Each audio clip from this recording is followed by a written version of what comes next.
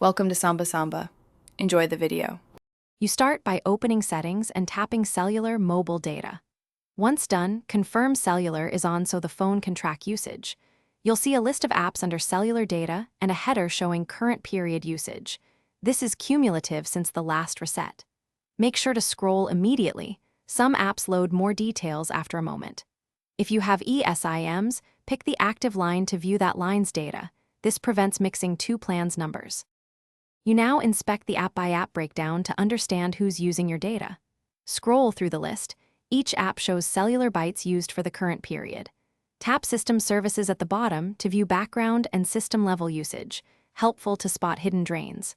Also check per app toggles to disable cellular for heavy apps. Once you adjust toggles, you'll reduce future counts.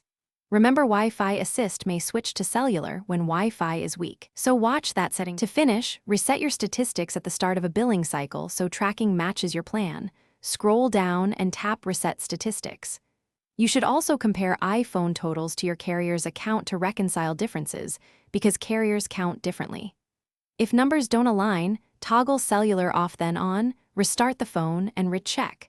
This often corrects reporting glitches. If problems persist, contact your carrier with screenshots. Keeping dates clear makes troubleshooting faster. Thanks for watching. Consider subscribing if we helped you.